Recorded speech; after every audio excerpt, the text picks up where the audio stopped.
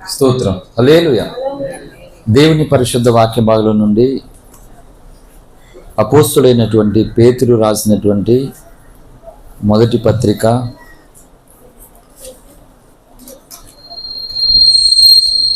2వ అధ్యాయము 21వ వచనాన్ని చదువుకుని దేవుని యొక్క వాక్యాన్ని ధ్యానం చేసుకుందాం. క్రీస్తు కూడా మీ కొరకు బాధపడి మీరు తన అడుగు జాడలేందు నడుచుకున్నట్లు మీకు మాదిరి ఇచ్చిపోయాను. ఈ పరిశుద్ధ వాక్య భాగం దేవుడు మన వెనుకడలో ఆశీర్వదించునుగాక. ఆమె చిన్న మాట ప్రార్థన చేసుకున్నాం. స్తోత్రం దేవా, యేసయ్యా నీకు వందనాలు ప్రభువా. ఇగో తండ్రి, జరుగుతున్నటువంటి 2వ ఆరాధన బట్టి నీకు స్తోత్రములు. చేరొచ్చిన బిడ్డలందరిని బట్టి నీకు వందనాలు. చదవబడిన లేఖనము ద్వారా ప్రభువా మా అందరితోనూ స్పష్టంగా తేటగా మాట్లాడి దేవా, ఈ దినమునైనా నీ సన్నిధిలో నీ జీవములో యోగ్యులుగా పాలు పంపులు పొందడానికి దేవా కృపణీయమని ప్రార్థన చేస్తున్నాను. బలహీనుడు, ఒట్టివాడు, అల్పుడు, అయోగ్యుని సేవకుని నీ శిలువ చాటును మరుగుపరిచి నిలిచిన దోషములన్నిటిని క్షమించి రక్తములో కడిగి నీ ఆత్మతో అభిషేకించి నీ ప్రజలందరికీ మేలు కలుగునట్లుగా, మీకు మహిమ కలుగునట్లుగా, అపవాది శక్తులకు నాశనం అపజయము కలుగునట్లుగా నీవే నాతో మాట్లాడవని, నీవే నాకు ఈ దినము కనబడి నీవే నన్ను దిద్దమని, ఇక్కడున్న అందరినీ కూడా దర్శించి అందరినీ దిద్ది బాగు చేసి నిత్య జీవానికి వారసులయ్యే కృపను అనుగ్రహించమని యేసయ్య నామమున ప్రార్థిస్తున్నాము తండ్రి. ఆమేన్. హల్లెలూయా. దేవుని పరిశుద్ధ నామానికి మహిమ కలుగును గాక. ప్రభుని ఆరాధించడానికి వచ్చినటువంటి మీ అందరికీ యేసయ్య నామములో శుభాన్ని తెలియజేస్తున్నాను. మంచిది. చదవబడినటువంటి లేఖన భాగంలో సాక్షాత్తు యేసుక్రీస్తు ప్రభువారే ఒక ప్రాముఖ్యమైనటువంటి సంగతిని తెలియపరుస్తున్నాడు.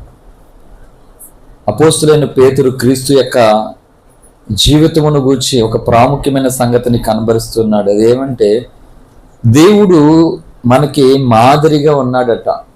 హల్లెలూయా. చాలా మంది అంటారు దేవుడు శ్రమ పడ్డాడు, దేవుడు కష్టాలు పడ్డాడు కాబట్టి ఆయన దేవుడు కాబట్టి పడ్డాడు, మనం మనుషులం కదా అని మాట్లాడతారు. అయితే యేసుక్రీస్తు ప్రభువారు దేవుడిగా శ్రమ పడలేదు, మానవ దేహంతో శ్రమ పడ్డాడు. హల్లెలూయా. మానవ దేహాన్ని ధరించి ఆయన శ్రమ పడినట్లుగా లేఖనాలు మనకు స్పష్టంగా సాక్ష్యమిస్తూ ఉన్నాయి. ఎవరి కొరకు అంట? మన కొరకే. మన కొరకే ఆయన శ్రమ పడి ఆ శ్రమ ద్వారా ఏం చేశాడంటే తన అడుగు జాడల్లో మనం నడుచుకోవడం కొరకు మాదిరి ఉంచాడంట. హల్లెలూయా. ఈరోజు క్రైస్తవాన్ని ఒకసారి జ్ఞాపకం చేసుకోండి. దేవుని నమ్ముకుని దేవుని సన్నిధికి వస్తున్నటువంటి వారిని జ్ఞాపకం చేసుకునండి. నీకు ఎలాంటి మాదిరి నువ్వు కలిగి ఉన్నావు ఆలోచించు. ఏంటి? దేవుడు మాదిరి కలిగినటువంటి క్రైస్తవులుగా ఉండాలని దేవుడు కోరుకుంటూ ఉన్నాడు. కానీ విచిత్రం ఏంటంటే ఇప్పుడు మాదిరి లేని క్రైస్తవులు తయారవుతున్నారు. లేఖనాలను పాటించేవారు, దైవజనుణ్ణి వెంబడించేటువంటి వారు మాదిరికరమైనటువంటి క్రైస్తవులు అవడానికి అవకాశం ఉంది. హల్లెలూయా. లేఖనాలు పాటించలేనటువంటి వారు, దైవజనుణ్ణి అనుసరించలేనటువంటి వారు ఎప్పటికీ మాదిరి కలిగినటువంటి వ్యక్తులుగా ఉండరు మాట. ఏంటి? స్కూల్కి వేసినటువంటి పిల్లలకి, స్కూల్కి వెళ్ళినటువంటి పిల్లలకి తేడా ఉంటుందా లేదా? ఉంటుంది. అలాగని సంఘంలోనూ కూడా దైవజనుడి ఆలోచనను, దైవజనుడి మీదకు దిగి వస్తున్న అభిషేకాన్ని గుర్తించి గ్రహించి వెంబడిస్తున్న వారి యొక్క ప్రవర్తన, వారి జీవితం ఒకలా ఉంటుంది. అదేమీ గుర్తించకుండా రావడము ఎలా మటుకుంటే ఏ మాదిరి ఉండదు. నేను చెప్తున్నాను, దేవుడే సాక్షాత్తు ఈ భూమి మీదకి మానవ దేహముతో దిగి వచ్చి మనందరి కొరకు శ్రమపడి బాధపడి తన అడుగు జాడల్లో మనం నడుచుకుని ఉండుటకు ఆయన మాదిరిగా ఉన్నారు మనందరికీ. ఆ మాదిరి చెప్పిన నువ్వు నేను మాదిరిగా ఉండాలని లేఖనాలు సాక్ష్యం ఇస్తాను. మాదిరి లేని నీ ప్రార్థన, మాదిరి లేని నీ విశ్వాసము, మాదిరి లేని నీ భక్తి మురుక్కాలలో వేసినటువంటి పన్నీరుతో సమానం ఉంది. బూడిదలో పోసిన పన్నీర్ అంటారు కదా. అలాగా ఎవరికి నచ్చినట్లుగా వాళ్ళు భక్తి చేయడం అది మాదిరికరమైనటువంటి భక్తిగా దేవుడు కోరుకోడు, అసహించుకుంటున్నాడు దేవుడు. నేను చెప్తున్నాను, పరిశుద్ధ గ్రంథంలో వ్యభిచారం చేసి పట్టబడినటువంటి వ్యక్తులకి కూడా కృప దొరికింది, క్షమాపణ దొరికింది. కానీ వేషధారతో నటిస్తున్నటువంటి వ్యక్తులకు కృప దొరకదు, క్షమాపణ ఎప్పటికీ కూడా దొరకదు అసలు. అది ఇంకా ప్రమాదం అంట వేషధారణ అనేది. కనుక అంటే వస్త్రధారణ అంటే వస్త్రాన్ని ధరించుకోవడం, వేషధారణం అంటే వేషము ధరించుకోవడం. అంటే ఎందుకు వేషం వేయడం? సాక్షాత్తు దేవుని యొద్దకు మనం నడిపింపబడిన తర్వాత ఎందుకు వేషం వేయడం? ఆ వేషధారణను దేవుడు అసహించుకుంటూ ఉన్నాడంట. హల్లెలూయా. కాబట్టి ఈరోజు మనం చేస్తున్నటువంటి భక్తులు ఎవరికి నచ్చినట్లుగా వారు, ఎవరికి ఇష్టం వచ్చినట్లు వాళ్ళు చేసుకుంటూ వెళ్ళిపోవడం కాదు భక్తి అంటే. మనం చేస్తున్నటువంటిదంట ప్రతిదీ కూడా మాదిరి ఉండాలంట. ఇప్పుడు చెప్పండి, నీ జీవితము, నీవు ఉంటున్నటువంటి నీ విశ్వాస జీవితము సంఘములో, కుటుంబంలో ఏమన్నా మాదిరి ఉందా చూడొకసారి. లేదు, ఈనాడు క్రైస్తవుల జీవితాలలో మాదిరి లేదు. మరి మాదిరి లేనప్పుడు ఎంతకాలం దేవుని సన్నిధికి వస్తున్నా ఉపయోగం ఏమీ లేదు అసలు. చాలా మంది నేను దేవుడికి అది ఇచ్చేసాను, ఇది ఇచ్చేసాను, అది ఇచ్చని చెప్తారు, మంచిదే. కానీ ఒకటి, మాదిరి లేకుండా నువ్వేం చేసినా కూడా ఉపయోగం ఉండదండి. అది అసలు బైబిల్ కూడా చెప్పిందండి, నీతితో కూడినది కొంచెమే శ్రేష్టం అంట. అలాగన మనం చేస్తున్నటువంటి ప్రతిదీ కూడా మాదిరికరమైనటువంటి భక్తి చేయాలని దేవుడు కోరుతున్నాడు. చూడండి, లేఖనంలో ఇలాగూ రాయబడి ఉంది. కీర్తనలోనికి మనం వచ్చినట్లయితే 32వ కీర్తన 1-2 వచనాలు చదువు సహాయం చేయండి.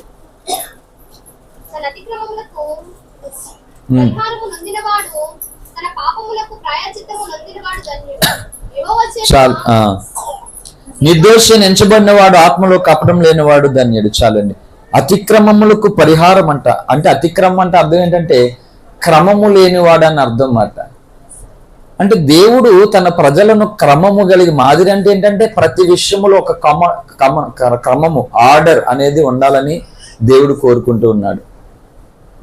ఏంటి, సపోజు మన ఇల్లు ఉంది, చీపురికట్లు బీరువాలో ఉన్నటువంటి లేని వస్తువులేమో మూలబడిన ఉంటాయా? చెప్పండి, ఎలా ఉంటాయి?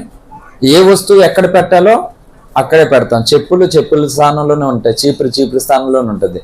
మిగిలినటువంటి వస్తువులు అర్మార్లో ఉండవలసిన అర్మార్లో, బీరువాలో ఉండవలసిన బీరువాలో ఉంటాయి. అలాగే ప్రతిదీ కూడా క్రమముగా దేవుడు ఆర్డర్గా పెట్టాడు దేవుడు. అలాగే దేవుని సన్నిధిలోనూ కూడా మనము కూడా ఆర్డర్గా, క్రమముగా మనం ఉండాలి. పగటి నీళ్ళుటకు ఆయన సూర్యుడిని చేశాడు, రాత్రి నీళ్ళకు చంద్ర నక్షత్రాలను చేశాడు. హల్లెలూయా. రాత్రి సూర్యుడితో పని లేదు దేవునికి, ఏంటి, పగలు చంద్రుడితో పని లేదు దేవునికి. అంటే ప్రతిదీ కూడా ఒక ఆర్డర్గా, ఒక క్రమముగా దేవుడు ఆ పని అప్పగించాడు అన్నమాట. ఇప్పుడు దేవుని సంఘంలో ప్రజలు ఏ మాత్రము క్రమము లేనటువంటి వారుగా నచ్చినట్లుగా ప్రవర్తిస్తూ ఉన్నారు. అంటే దేవుడు మనం చేస్తున్నటువంటి భక్తిని బట్టి దేవుడు సంతోషించాలి. మనుషుల సంగతిని పక్కన పెట్టండి, అసలు దేవుడు సంతోషించాలి అనేటువంటి స్పృహే లేకపోతే ఎందుకండి గుడికి రావడం దండగా. అపోస్తలుడైన పేతురు, పౌలు చెప్పారు చూడండి, తిమోతికి రాసినటువంటి మొదటి పత్రిక 16వ వచనంలో ఒకసారి జ్ఞాపకం చేసుకుంటే, మొదటి తిమోతి 1:16.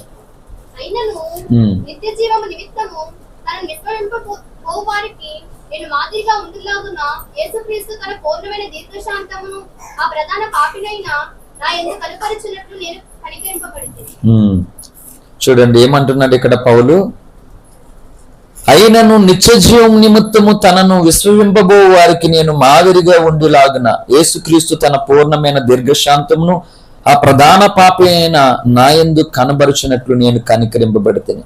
హల్లెలూయా. దేనికంట? నిత్య జీవమునకు అనేకులు ఏమవ్వాలి? చూడండి అక్కడ, అయినను నిత్య జీవము నిమిత్తము తనను విశ్వసింపబో వారికి, అంటే యేసే రక్షకుడు అని ఒక వ్యక్తి నమ్మి రక్షణ పొందుటకు మనం ఈ లోకంలో ఎలా ఉండాలంట? మాదిరిగా ఉండాలంట. ఈరోజు రక్షణ పొందుతున్న క్రైస్తవుని బట్టి ఒక అన్యులు చర్చికి రావాలంటే ఇష్టం ఉండట్లేదు. దేవుని దగ్గరికి రావాలంటే ఒక అన్యుడికి ఇష్టం ఉండట్లేదు. ఎందుకంటే ఆల్రెడీ రక్షణ పొంది చాలా కాలం బట్టి చర్చికి వెళ్తున్నాను, నిన్ను చూసేసరికి ఇదే ఉంటుందా, వీళ్ళు బ్రతుకులు ఇంతే కదా, వెళ్తే మాకెళ్తే ఉపయోగం ఏంటి అని అనుకుంటున్నారు. అంటే కొందరు నిత్య జీవానికి వారసులు అవ్వడానికి నీవు నేను మాదిరిగా లేకపోతే దేవుడి దగ్గర లెక్క చెప్పాలి. లైట్ తీసుకుంటున్నారు క్రైస్తవ సమాజం.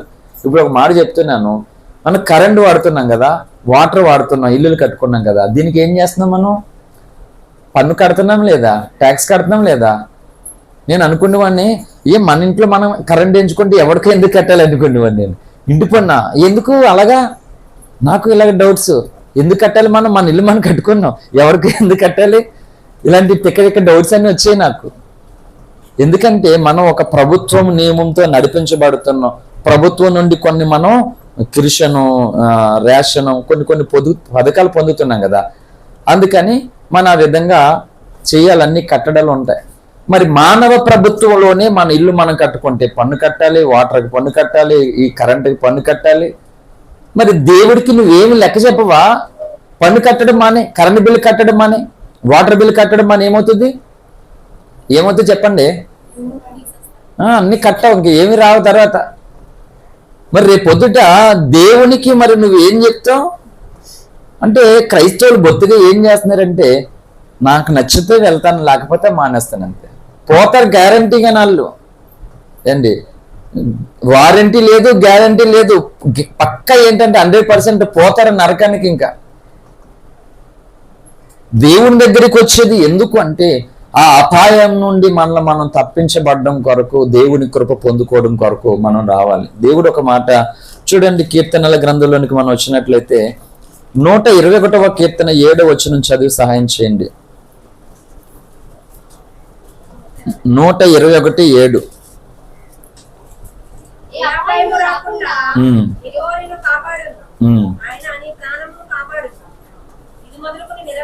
చాలండి. ఏ అపాయం రాకుండా, తర్వాత కాపాడు. మన ప్రాణాలు కాపాడుతున్నాడు దేవుడు, అపాయాల నుండి మనల్ని తప్పిస్తున్నాడు దేవుడు. కానీ దేవునికి థ్యాంక్స్ చెప్పొద్దు ఏంటి, దేవునికి ఇలాంటి కృతజ్ఞత లేదు. మరి ఎట్లా ఇవన్నీ? రోడ్డు మీద ఎవరైనా బండి ఎక్కించుకుంటే థ్యాంక్స్ అని చెప్తాను దిగిన తర్వాత. ఎవరైనా బ్యాంక్ ఎక్కడికైనా వెళ్ళినప్పుడు పెన్ను ఒకసారి పెన్ను తీసుకో, థ్యాంక్స్ అండి అంటే, అవునా కదా? మరి ఇన్ని కాపాడుతున్నాడు దేవుడు మనల్ని. ఒక రోజు మన మీద దాటిపోతుందంటే దేవుడు కాపాడుతూ ఉన్నాడు, కానీ కృతజ్ఞత చెల్లించేది ఏమీ లేదు అసలు. హల్లెలూయా. కాబట్టి మనమంట దేవుని ఎదుట, సంఘములో, సమాజములో, మనం ఏ స్థలంలో అయితే వర్క్ చేస్తామో అక్కడ మాదిరిగా మనం ఉండాలంట. హల్లెలూయా. వాళ్ళు నిప్పుతో సమానం అంటారు కొంతమందిని గురించి. ఏమంట అంటే అన్ని విషయంలో పర్ఫెక్ట్గా, నిక్కచ్చిగా, నిజాయితీగా, యథార్థంగా, నీతిగా, ధర్మంగా ప్రవర్తిస్తారని అర్థం. హల్లెలూయా. కొంతమంది మోసగాళ్ళు, లంచగాళ్ళు ఉంటారు, వాళ్ళని ఎలా అంటారు? ఎవరైనా అనగలరా? అనలేరు. అంటే రోజు దేవుడు మనం చేస్తున్నటువంటి భక్తులు, ఈ సమాజం అంతా మనం చూస్తూ ఉంది. దానికి మనం అందరం కూడా మాదిరికరమైనటువంటి వ్యక్తులుగా ఉండడం కొరకు దేవుడే భూమి మీదకి వచ్చి ఎలా మాదిరిగా ఉండాలో మనకి నేర్పించాడు ఆయన. అందుకే క్రీస్తు కూడా మీ కొరకు బాధపడి తన అడుగు జాడలు యందు మీరు నడుచుకున్నట్లు మీకు మాదిరించిపోయింది. నేను చెప్తున్నాను ఒక మాట, దేవుని సన్నిధిలో లైవ్లో చెప్తున్నాను. నన్ను విమర్శించేటువంటి వ్యక్తులకు ఏంటి, పాస్టర్లు కానీ, విశ్వాసులు కానీ, ఇంకొకరు కానీ క్లాస్ ఎక్కడ వస్తుందో చెప్పండి? క్లాస్ ఎక్కడ చెప్పండి? నేను చెప్తున్నాను, పక్కా చెప్పనా? నేను దేవుణ్ణి అంత సిన్సియర్గా ప్రేమిస్తాను, నేను హానెస్ట్గా, హృదయపూర్వకంగా ప్రేమిస్తాను, దాని కొరకు ఏమైనా చేస్తాను. ఇది ఫస్ట్ది. ఈ సెకండ్ ఏమంటే ఏంటి, అలాగే ఇంకొక వ్యక్తిని క్షమిస్తాను, హృదయపూర్వకంగా క్షమిస్తాను. ఎందుకంటే వారు సాతాను యొక్క ఊరిలో చిక్కకుండానట్లు, వారు నిత్య నాశనం అవ్వకుండానట్లు వారిని అక్కడి నుండి తప్పించడం కొరకు మనస్ఫూర్తిగా క్షమిస్తాను. 2, 3వది ఏంటంటే హృదయపూర్వకంగా నా చేతనైనటువంటి సహాయము ప్రతి ఒక్కరికి కూడా నేను చేస్తాను. మేలైనది చేయనెరుగయు అలాగూ చేయని ఎడల అది పాపము అని కలుగుతుంది. ఈ 3 విషయాల్లోనూ నన్ను విమర్శించేటువంటి వ్యక్తులను మీరు ఒకసారి పరిశీలన చేయండి యథార్థ హృదయంతో. లైవ్ లో చూస్తున్న వారు కూడా చెప్తున్నాను, ఇక్కడున్న మీకు కూడా చెప్తున్నాను. నాలాంటి యథార్థ హృదయముతో దేవుణ్ణి ఎలా ప్రేమిస్తున్నారు చెప్పండి. దేవుణ్ణి ప్రేమిస్తున్నామని చెప్తే ఏం చేస్తున్నారు చెప్పండి. పోనీ అంటే ఎవరు ఇష్టమైతే అని పొగడడం కాదు భక్తి అంటే. ఆలోచించాలి, పరిశీలన చేయాలి. ఇప్పుడు దేవుడు అంటే ఇష్టము, ప్రవక్త అంటే ఇష్టము, సత్యం అంటే ఇష్టం, దేవుడి పని అంటే ఇష్టం. ఇష్టమని గుడ్లెట్టి ఎవరికి ఉపయోగం లేకుండా, ఏ మాదిరికలు లేకుండా మిగిలినటువంటి వారి విశ్వాసాలు పాడు చేయడం మా భక్తి ప్రేమ అంటే. ఎవరు విశ్వాసాలు నేను పాడు చేయలేదు. ఆవగింజంత విశ్వాసం ఉంటే చాలని ప్రభు చెప్తే, ఆ ఆవగింజంత విశ్వాసం నీలో ఇంకా ఎక్కువ ఉందని నేను చెప్తున్నాను. హల్లెలూయా. నీలో ఉన్నది దేవుడు చెప్పిన విశ్వాసం, అది బయటకు తీయాలని నా అభిప్రాయం ఎప్పుడు కూడా. ఆ ప్రతి ఒక్కరిలో ఉన్నటువంటి ఆ ఆవగింజంత అన్నటువంటి విశ్వాసాన్ని నేను కొండంత చేయడానికి ఈ జీవితంలో ఇలాగా నలిగిపోతున్నాను, కరిగిపోతున్నాను, అరిగిపోతూ ఉన్నాను. హల్లెలూయా. హృదయపూర్వకంగా దేనికి సహాయం చేస్తారు చెప్పండి? శత్రుని సైతం కూడా ప్రేమించి కౌగిలించుకుని సహాయం చేసే గుండు ఈ గుండు. హల్లెలూయా. అవసరానికి ప్రేమిస్తున్నారు, అవసరానికి సహకరిస్తున్నారు, అవసరానికి పొగుడుతూ ఉన్నారు. ఇది భక్తి, ఇది మాదిరా కాదు. ఏంటి నిజంగా దేవుణ్ణి ప్రేమిస్తే ఏది నీ మాదిరి, ఏది తగ్గింపు జీవితం, ఏది సత్యము కొరకున్నటువంటి ఆ రోషం ఏది? ఏం చేసావు దేవుణ్ణి ప్రేమిస్తే? దేవుని కొరకు అంత భారం ఉంటే ఏది నీ జీవితంలో ఆ మాదిరికరమైన ప్రవర్తన కనబడదు. అసలు ప్రసంగాలు మాత్రం చేస్తారు, మాదిరి ఏమీ లేదు అసలు అని. ఒక ప్రైజ్లర్ చెప్తే పాస్టర్ గారికి నీతి కవులు ప్రసంగాలు దంచుడు, ఓకదంపుడు ప్రసంగాలు. పీత ఉంటుంది కదా, పీత అది ఎలా చూస్తుంది? మనైపోయి చూస్తుంది. అది ఎటు ప్రయాణం చేస్తుంది? పక్కకి వెళ్తుంది. తూర్పుకు మొఖం పెడుతుంది, ఉత్తరానికి ప్రయాణం చేస్తుంది. అవునా కదా? అలాగే ప్రైజ్లర్ అని చెప్తే చెయ్యి లగిచ్చి ముఖం ఏమో ఇలాగా. మీరు ఏమి ప్రసంగాలు చేస్తారు? బలిపేట మీద సిగ్గుసరం ఏమీ లేదా? ఏంటి ఒక దైవజనుడిగా ప్రైజ్లర్ చెప్తున్నప్పుడు ముఖం చూసి చెప్పేసి సంస్కారం ఉండాలి. చెయ్యి ఇలాగ పెట్టి మొక్క ఇలా పెడుతుంటే అది మాదిరి, అది కాదు కదా. మరి ప్రేమ కోసం ఎట్లా మాట్లాడతావు నువ్వు? నీకు ప్రేమే లేదు కదా. ముందు అది నేర్చుకో, తర్వాత చెద్దరిగా మర్మాలు, తర్వాత మర్మారాలు, పేల పండ్ల తర్వాత. హల్లెలూయా. చెప్తాను, ఇలా ప్రేమించడం కానీ క్షమించడం కానీ మనస్ఫూర్తిగా సహకరించడం కానీ, పేరు రావడం కొరకు ప్రేమించలే, పేరు రావడం కొరకు క్షమించలే, పేరు రావడం కొరకు సహాయం చేయలే. ఆయన చూస్తూ ఉన్నాడు, నా చేతనైనది ఏదో నేను చేద్దాం, చేతనైన మట్టుకు క్షమిద్దాం, చేతనైన మట్టుకు ప్రేమిద్దాం, ఇవి వేరే వెళ్ళిపోతున్నాం. మిగిలిన వారికి నాకకి నాకలో అనుకున్నంత తేడా ఇక్కడ. హల్లెలూయా. నన్ను ఓడిద్దాం అంటే ఏముంది ఓడించడానికి? ఏంటి దేవుణ్ణి ప్రేమించి ఫస్ట్ బాగా. నేనేమన్నా అమ్మేసుకుంటాను, పోనీ ఏమన్నా ఓడించడానికి నేను అమ్ముకునే రకాన్ని కాదు కదా. నేను సత్యము నమ్మివేయక దానిని కొనించుకునే రకాన్ని. నేను అమ్మేసిన వాళ్ళు కొనుక్కుంటాను నేను. అందుకని నేను అమ్ముకోను కదా దొరకడానికి అసలనే. ఎందుకంటే ఆల్రెడీ యేసయ్య నన్ను కొనుక్కున్నాడు, తన రక్తాన్ని చెందించి తన ప్రాణం పెట్టి. ఇంకా అది ఎవరికి చెందదు, అసలు ఎవరికి చెందే ప్రసక్తి లేదు. తగ్గించుకునేది దాని కొరకే, కోప్పడేది దాని కొరకే, రోషం కలిగేది దాని కొరకే, క్షమించేది అన్ని కూడా అక్కడే దాని కొరకే. బెండ్ అయ్యేదే టోటల్గా అక్కడే. ఈ ఇనుము తెచ్చాం, ఓసలు ఉన్నాయి, ఐరన్ ఇనుము. అలాగే పుల్లలు తీసుకొచ్చాం, కొంచెం పెద్ద అయిపోయి అని చెప్పేసి దుర్గర లాంటివి తీసుకుంటూ ఇలాగ ఎరగొట్టేసి పొయ్యిలో పెట్టేస్తాడు. అలాగే ఇనుము తీసుకొచ్చి ఎరగొట్టేస్తాం, ఇలాగా అవ్వదు కదా. దాన్ని చేయవలసిన క్రమంలో దాన్ని మనము కట్ చేయాలి దాన్ని. హల్లెలూయా.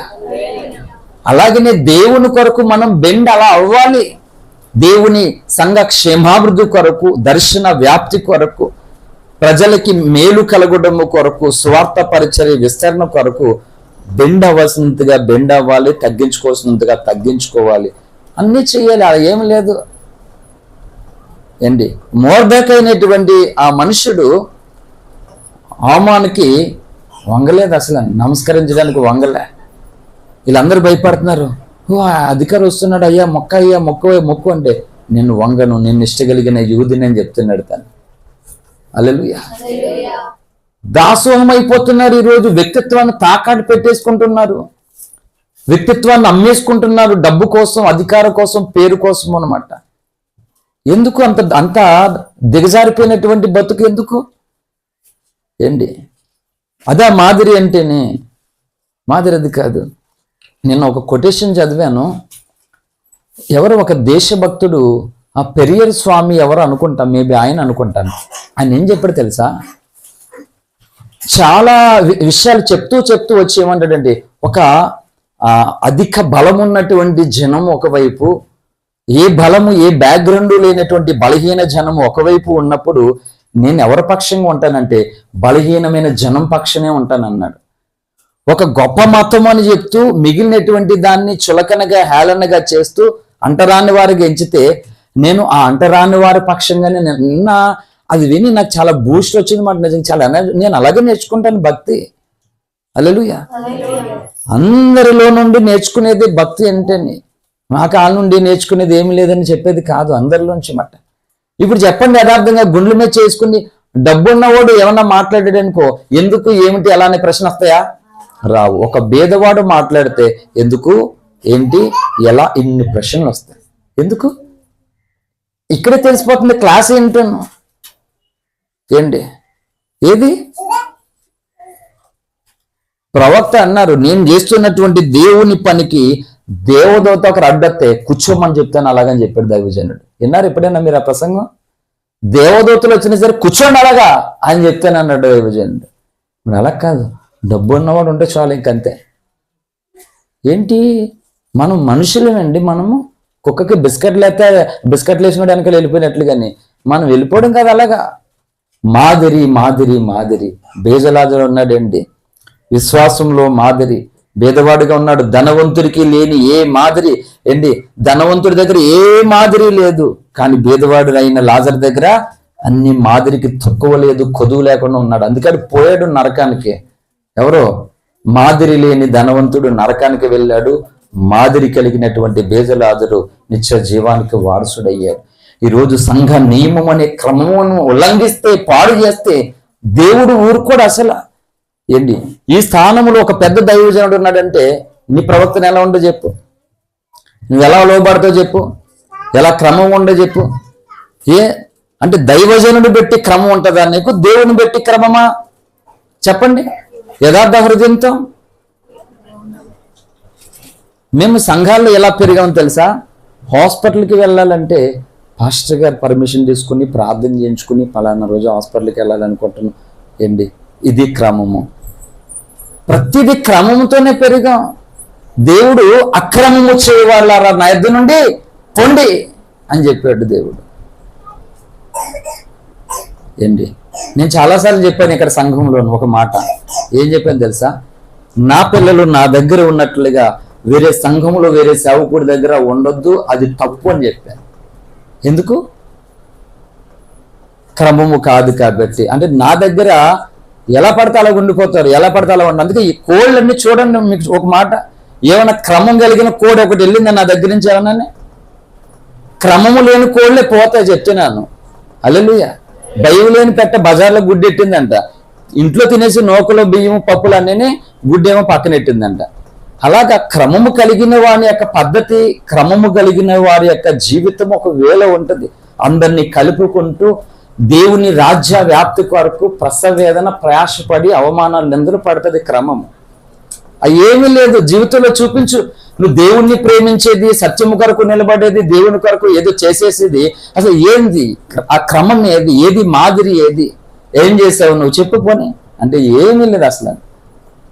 కాలర్లు ఎగరైతే కాలర్ బోను కూడా ఉండదు. హల్లెలూయా.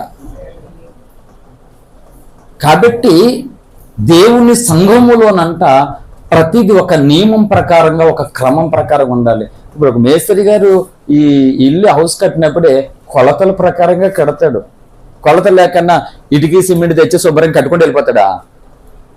మరి అలాగే మన జీవితము కూడా ఒక క్రమము కలిగి దినదినము ఆ క్రమ పరిమాణం చొప్పున మనం ఎదుగుతూ ఉండాలి మాట. హల్లెలూయా. కొన్ని శరీరంలో కొన్ని కండలు పెరిగితే కొన్ని చోట్ల ఎందుకు కొంతమంది 6 ప్యాక్ పెంచుకోవడం వరకు పచ్చిపాలు, పచ్చిగుడ్డు అవన్నీ తింటున్నారు, రావట్లేదు. కొన్ని అవసరం లేకుండానే కొవ్వు పట్టేసి కండలు పెరిగిపోయి క్యాన్సర్కి వెళ్ళిపోతున్నాయి, గడ్డలు లేచిపోతున్నాయి కదా, ఉపయోగం లేదు. అలాగా మనము మన ఎదుగుదల, మన అభివృద్ధి, మన విశ్వాసము సంఘ నియమాలకు క్షేమాభివృద్ధి కలిగే విధంగా ఉండాలట.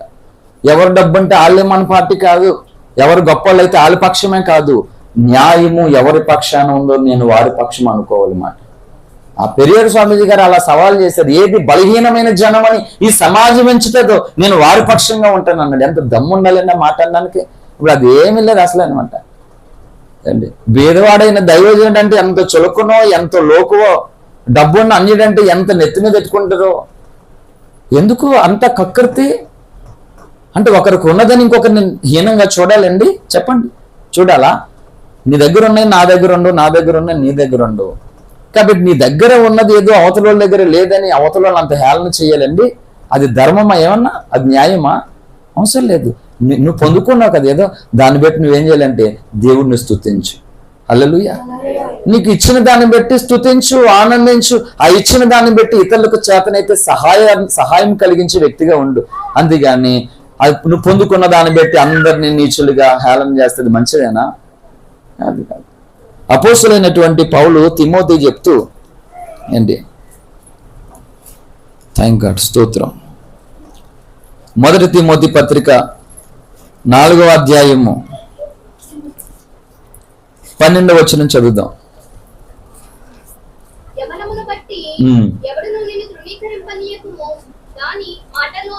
మాటలోను ప్రవర్తనలోను ప్రేమలోను విశ్వాసములోను పవిత్రతలోను విశ్వాసులకు మాదిరిగా ఉండము. చూడండి, మాటలోను వినాలి శ్రద్ధగా, అండర్లైన్ చేసుకోండి. వాడు మనము ఎలాంటి మాదిరి కలిగినటువంటి వారిగా ఉండాలంటే నక్క వినయం కాదు ఏంటి, ఎదుట పొగడతా వెనకాల గోతులు.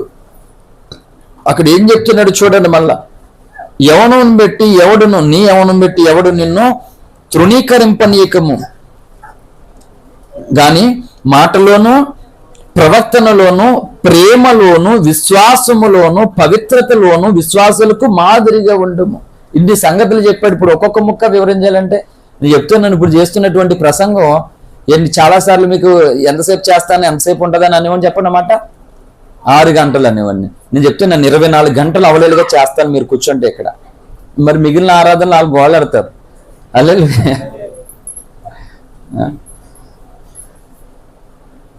అంటే ఇప్పుడు దేవుడి మాట ఏంటి, సముద్రంలోకి వెళ్ళి మొత్తం మనం అందరూ వెళ్ళి మంచిగా బిందెట్టుకు వెళ్ళి నీళ్ళు తెచ్చానుకో, సముద్రం వెళ్తూ ఉంటుందా? బాబో, సముద్రంలో ఎవరో నీళ్ళు తోడేసుకెళ్ళి పేరు లేచేసరికి అనుకుంటారు ఎవరన్నా? ఏముండదు అసలు. అసలు దానికి నిమ్మకి నీరెత్తినట్టు ఉంటుంది అన్నమాట. ఏం అవ్వదు దానికి అసలు అని. అందులోంచి నువ్వు ఎంత తీరు తెచ్చినా కానీ దానికి వెళ్తే కనబడదు అసలు అని. దేవుని వాక్యం కూడా అంతే. ఎంతసేపు చెప్పినా, ఎంతసేపు తీసినా, ఇంతమంది ఎన్ని రోజులు తీసినా కానీ అది ఇంకా అక్కడే ఉంటుంది అన్నమాట. ఆకాశంలో నక్షత్రం లెక్కెట్టు, మొత్తం అందరికి వెళ్ళి లెక్కెట్టండి. ఎన్ని లెక్కెట్టగలవు? లెక్క మర్చిపోయి మళ్ళీ లెక్కెట్టగలవు అంతే. ఇక్కడ ఒకటే కనబడుతుంది, లెక్కడేసరికి అక్కడ ఎన్నో కనబడతాయి. మళ్ళా ఒకటి అనుకునేసరికి అక్కడ మళ్ళీ ఎన్నో కనిపించేస్తాయి. హల్లెలూయా. చూడు, ఇక్కడ ఎన్ని అమూల్యమైన అన్ని ముత్యాలండి. ఈ ఒక వజ్రాల కంటే విలువైనటువంటిది. అందుకే వెండి బంగారాల కంటే ఏంటంటే ఏసేమాట మిన్న అయినది వెండి బంగారాల కంటేనంట. మాటలోను ప్రవర్తనలోను ప్రేమలోను విశ్వాసంలోను పవిత్రతలోను, మాటలాడే దానిలోను కూడా క్రమము ఉండాలంట, మాదిరి ఉండాలంట. అంటే ఏ విధంగా మనం మాట్లాడాలి? స్వార్థ కొరకు, సత్యము కొరకు, అన్యజనులు దేవుని ప్రేమను పొందడము కొరకు మాట్లాడడం, అది కూడా మాదిరిగా ఉండాలంట. ఏమి లేదు, ఆ మాదిరి ఏమి లేదు. హల్లెలూయా. ప్రవర్తనలోను కూడా మాదిరి ఉండాలంట. ఏంటి, ప్రవర్తనలో కూడా మాదిరి లేకపోతే మనం ఏం చేస్తామండి? ప్రసంగి గ్రంథంలోనికి వచ్చినట్లయితే 5:1 త్వరగా చదవండి. ప్రసంగి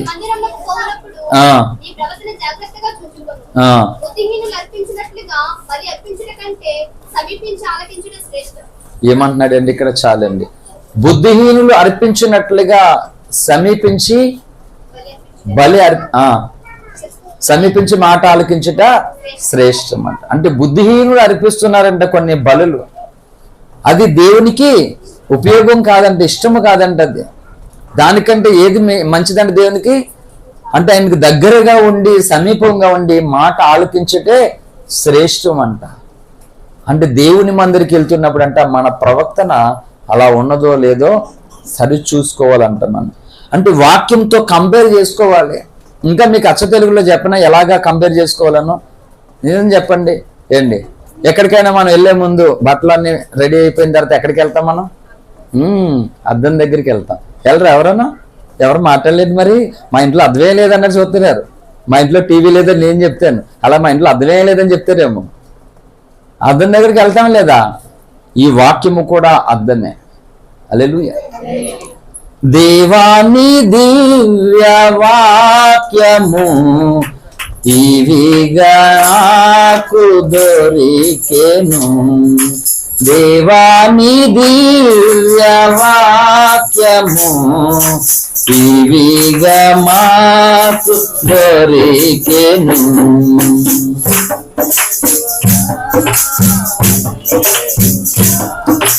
హల్లెలూయా హల్లెలూయా.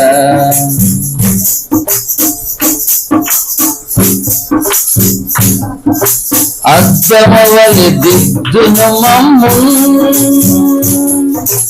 అగ్ని కాల్చును చెప్పను.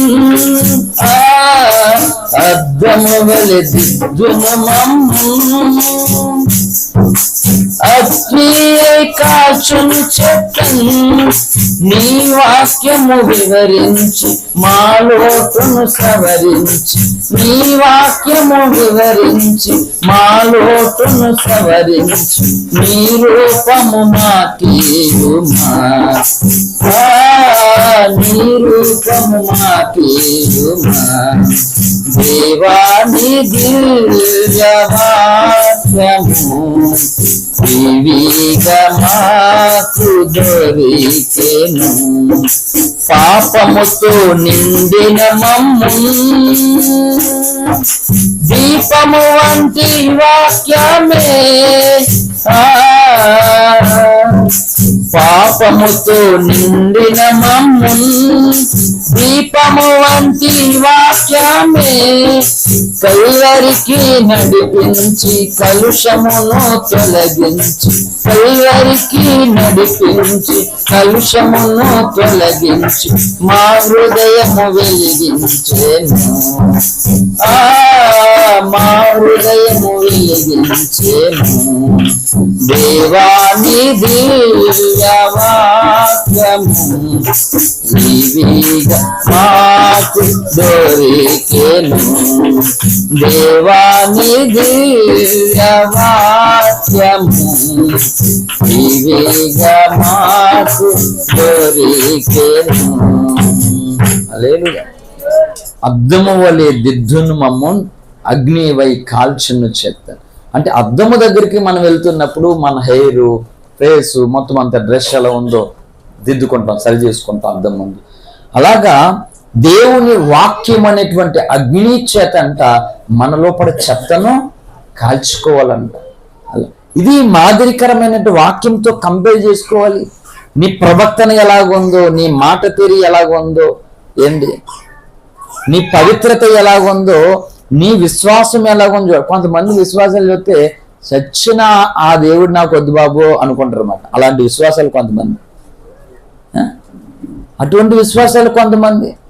అగ్నిగుండంలోనికి వేస్తా మొక్కకపోతే ఏమనుకున్నారంటే వేస్తే వేసుకో అన్నారంతే. రే మేము ఏమన్నా పొరుగు మీద వేస్తాం అనుకోవట్లేదు, అగ్నిగుండం అన్నారు. వీడికి చెప్పండి రా, నా భాష అర్థమైందో లేదంటే అది పిచ్చికపోతే రాజుకి, వీడికి నా భాష వీడికి వచ్చిందో లేదో ఒకసారి చెప్పండి అనుకుంటే ఆడి భాషలో చెప్పాలంటే ఆ భాష మాకు వచ్చలేవయ్యా, నువ్వేంటని అగ్నిగుండగా తీసుకో అన్నారంతే. వాళ్ళు ఊరి ఏట్రీడు ఎలా మాట్లాడుతున్నాడు, ఆడికి బీపీ వస్తుంది. అక్కడ తీసుకెళ్ళి వేసేసారు. అక్కడ ఎలాంటి విశ్వాసం అది చెప్పండి? టన్నుల కొద్దీ ఆవగింజల విశ్వాసం అది. ఇంకా ఒక్క ఆవగింజనే కలిగి లేకపోతే ఈ అగ్నిగుండం నుండి ఎలా తప్పించబడతాం? మన విశ్వాసము ఎలా ఉండాలని బైబిల్ చెప్తుందో తెలుసా? హెబ్రీ పత్రిక 11వ అధ్యాయంలోనికి మనం వచ్చినట్లయితే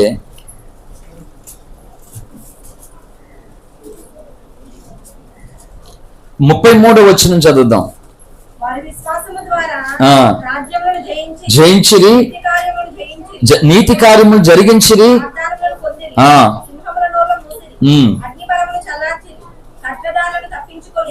బలహీనులుగా ఉండి బలపరచబడి యుద్ధంలో పరాక్రమశాలులైరి అన్ని సేనలను పారదోలి. చాలండి. చూడండి ఏం చెప్తున్నారు ఇక్కడ. విశ్వాసముతోటి చాలా మంది ఏదనుకున్నారు, ఏముంది విశ్వాసం ఏముంది అంటారు. విశ్వాసముతో ఉన్నటువంటి వ్యక్తులు ఇన్ని జయములు పొందుతారంట. హల్లెలూయా. అంటే అందుకే దేవుడు చెప్పాడు ఆవగింజంత విశ్వాసము అని. అందుకే అన్నాడు దేవుడు. స్టార్టింగ్ విత్తనాలు ఎంత ఉండవు, తాటికాయ ఎంత ఉండవు, ఏ విత్తనాలను ఉంటాయా, అది అందులో వేస్తాం అంతే. కానీ ఆ విత్తనం నుండి వచ్చేటువంటి ఆ ఫలము, ఆ వచ్చేటువంటి ఆ మొక్క, ఆ పాదు మొత్తం అంత స్థలమంతా ఆక్రమించేంత పెద్దదైపోతుంది. అలాగే నీ లోపల ఆవగింజంత విశ్వాసం, మొదలైన విశ్వాసం ఏమో తెలుసా, అనేకుల జనులు జీవితాలను ప్రభావితం చేయనంత విశ్వాసంగా పాకిపోవాలి. హల్లెలూయా. ఎక్కడుంది ఏంటి? ప్రార్థన పైకొప్పు ఆడతలేదంట, అందుకని కొప్ప పడగొడేశారంట. ఈసారి వినపడుతుంది బాగా, ఏ వడ్లేదు కొప్పటి వచ్చారు నా ప్రార్థన పైకి ఎట్టలేదు అని ఒకడు. ఇప్పుడు కొప్పటి వచ్చేసిందని ప్రార్థనకి కప్పు తీసేసావు, మరి పైనుంచి ఇప్పుడు ఏమవుతున్నాయి, పిడుగులు మెరుపులు నెత్తి మీద ఎలా తెస్తుంటే అనమాట, గుండెలు ఆగిపోతాయి. ఆ పిడుగులు వర్షాలు ఇవన్నీ వచ్చేసాయి. ఒక విత్తనం ఒక పాలు వేసామంటే మొత్తం అంతా సరౌండింగ్ అంతా స్ప్రెడ్ అయిపోతుంది, అదంతా విస్తరించేస్తుంది. ఏళ్ల తరబడి ప్రసంగాలు వింటున్నాం, అనేక సాక్ష్యాలు వింటున్నాం, అద్భుతాలు చూస్తున్నాం. నీ లోపల ఉన్నటువంటి విశ్వాసం మాత్రం పరిమాణం వృద్ధి చెందలేదు. అందుకే 17:5 లోకాసు వార్తలోను అపోస్తులు మా దేవా మా విశ్వాసమును వృద్ధిపరచుమని ప్రార్థన చేశారు. హల్లెలూయా. వృద్ధిపరచమన్నారు. ఎందుకు? ఇతరులకు ఆదరణ, ఇతరులకు సమాధానం, ఇతరులకి ఆశ్రయముగా వారి విశ్వాసాలు మారడం కొరకు అన్ని లిస్ట్ చెప్పింది అక్కడ బైబుల్. అటువంటి విశ్వాసంతో ఉన్నటువంటి వ్యక్తులు రాజ్యములు చెల్లించారట, ఖడ్గదారులు తప్పించుకున్నారట, అగ్ని బలమును చల్లార్చారట, సింహంలో నోళ్లను మూయించి వేశారట. విశ్వాసంతోనే జరిగితే ఈ పనులన్నీ కూడా. విశ్వాసం లేకపోతే ఏమి చేయలేవు, దేవుని కార్యాలు చూడలేవు, పొందుకోలేవు అన్నమాట. కొంతమంది ప్రార్థన చేయమంటే నోటితోటి పై పలుకులతో చేసుకుని వెళ్ళిపోతున్నారు. అందరి ముందు నటన. ఎందుకు అండి నటన? నీతితో కూడి కొంచెమే శ్రేష్టమైనట్టుగా యథార్థమైన ప్రార్థన కొంచెం చాలు. దేవుని సన్నిధిలో ఆనెస్ట్గా హృదయపూర్వకంగా దేవా నేను పాపిని అన్నాడు. ఎవరు? సుంకరి. హల్లెలూయా. పరిసయ్యుడు సుంకరి కథలో ఏంటి, నేను పాపిని అన్నాడు మాట. అతడు నీతిమంతుడిగా తెచ్చిపడి వెళ్ళాడు. యథార్థంగా ప్రార్థన చేయడం లేదు, పైన వేషధారణ, లోపల ఒకటి బయటకు ఒకటి. ఎందుకు అలాగా? హృదయము దేనితో నిండుతో అవే మాటలు వస్తాయట. ఏంటి డైలాగులు కాదు కదా. సినీ హీరోస్ ఎవడు వాడు సొంత డైలాగులు చెప్పడం, ఎవడో రాసుకున్న డైలాగులు చెప్పడం తప్పదు. నేను చెప్పండి మరి నువ్వు చెప్పుకో. అయితే ఏముంటుంది, ఏం చెప్తాడు? ఒక్కొక్కడు ఒక స్టైల్లో చెయ్యలు ఆపాలంతే. ఒకడు మీసం మీద వేస్తాడు, ఒకడు తొడ మీద వేస్తాడు, ఒకడు మెడ మీద వేస్తాడు. హల్లెలూయా. ఈ డైలాగులు రావు, స్క్రిప్ట్ రాయాలి. అలాగే దేవుని సన్నిధిలో డైలాగులు కాదు, మోకాళ్ళ ప్రార్థనతో ప్రభువుని చూస్తూ ప్రభు మీద నీకున్నటువంటి ప్రేమ చేపిస్తుంది ప్రతిదిని. హల్లెలూయా. ఆయన మీద నీకున్న భారమే చేపిస్తుంది. ఏమని చేపిస్తుంది? దేవా నాకు ఏమీ రావట్లేదు తండ్రి, నేను ఇలా ఉండకూడదు.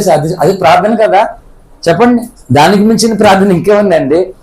నాకు ఏమీ రావట్లేదు యేసయ్య, నేనేమి చేయలేకపోతున్నాను తండ్రి, వస్తున్నాను వెళ్ళిపోతున్నాను కానీ నాకు ఏమి రావట్లేదు యేసయ్య అని ఏడిస్తే ఎంత బాగుంటుందండి అండి. మగ్దలేని మరియ 7 దెయ్యాల చేత భయంకరంగా పీడించబడుతూ చావు దాకా వెళ్ళిపోయింది. మగ్దలేనటువంటి గ్రామానికి చెందినటువంటి వ్యక్తి తను. ఆ ఊరి పేరుతోనే తనకి పేరు వచ్చేసింది, మగ్దలేని మరియ అనేటువంటి పేరు. హల్లెలూయా. తరువాత తన స్వస్థత పొందిన తర్వాత యేసయ్యతోటి మనకి మార్కు సువార్త 16వ అధ్యాయంలో కనబడుతుంది అన్నమాట. 12వ వచనం నుంచి కనబడుతుంది. స్వస్థత పొందింది. ఆ తర్వాత తను ఏం చేసిందంటే యేసయ్యను శిష్యుని వెంబడించడం మొదలుపెట్టింది. యేసయ్యను చిలివేసి చంపేసిన తర్వాత అండి ఆయన సమాధి దగ్గరకు ఆదివారం చీకటిగా ఉంటుంది కానీ యోహాను సువార్త 20వ అధ్యాయంలో మనకు కనపడుతుంది. చీకటి ఉంటుంది కానీ ఒక్కది వెళ్ళిపోయింది, పరుగుని వెళ్ళిపోయింది. తీరా సమాధిలో ఆయన శరీరం లేకపోయేసరికి ఏడుస్తూ కూర్చుందండి. ఆమెకి యేసయ్య మీద ఉన్నటువంటి ప్రేమ చీకటిలో ఒక్కదానని భయం లేదు. ఏసై మీద తనకున్నటువంటి ప్రేమ శ్మశానానికి నేను వెళ్తున్నాననే భయము లేదు. తీరా అక్కడికి వెళ్ళిన తర్వాత కనిపించకపోయేసరికి దుఃఖముతో ఏడుస్తూ ఉన్నది అన్నమాట. అది ప్రేమ అంటే, భక్తి అంటే ఏంటి. దేవుని కొరకు వాడబడుతున్నటువంటి దైవజనులు ఏడుస్తుంటే కొంతమందికి సుఖం. ఏం కూర వండుకోవాలనుకుంటే వీళ్ళకి ఏం కూరలు అవసరం లేదు. వీళ్ళకి దైవజనుడు ఏడిపోయి వీళ్ళకి పులిహార. హల్లెలూయా. దేవుని కొరకు ఉన్నటువంటి ఒక దైవజనుడు కంటతడి పడితే గుండెలు పగలాలి, మనకి బాధపడితే అంటే హృదయం తల్లడిల్లాలన్నమాట. అటువంటి స్వభావం వచ్చే వెళ్ళి మనకి దేవుని వాక్యం ద్వారా అంటే మాదిరి దేనికి అంటే, ఇస్కరియోతు యోధా వెళ్ళి ఆ ప్రధాన యాజకుల దగ్గరికి వెళ్ళి డబ్బులకి బేరం ఆడుకుని యేసయ్యను నమ్మించినటువంటి మాదిరిగా దేవుని దాసుల మీద, దేవుని పని చేస్తున్నటువంటి వ్యక్తుల మీద బురద జల్లడానికి ఇప్పుడు ఇది బేరాలన్నమాట. నువ్వు నన్ను పొగుడు, నేను నిన్ను పొగుడుతాను. ఇది పరిస్థితి. దేనికి పొగుడుచుకున్న సిగ్గు సర్వలేదు అసలు. ఒకరు వచ్చి పొగుడుతున్నారంటే నీలో ఏముందని పొగడు అసలు అంటే పొగుడుచుకుంటేనే పెరిగిపోతున్నారు. అలాగా ఏం సాధించాడు ఫలితం? పొగడతలతో పైకి వెళ్ళావంటే పాతాళానికి వెళ్ళిపోతావు, జాగ్రత్త. హల్లెలూయా. నీతితో పైకెళ్ళు, ఎవడు తొక్కలేడు అసలు. హల్లెలూయా. విశ్వాసముతో పైకెళ్ళు, ఎవడు కదపలేడు అసలు. అందుకని ఒకడు పొగడతలతో వెళ్ళిపోయేవానికి అలాగా ఇంకేముండదు అసలు. ఇది జనం ఈ రోజు నేర్చుకోండి. ఇదా భక్తి చెప్తుంది. లోపల నీ విశ్వాసం ఏది, రోషం ఏది, ఆ మాదిరి ఏది, ఇవి ఏమీ లేకుండా ఒకరినొకరు పొగుడుకోవడాలు ఏంటండి?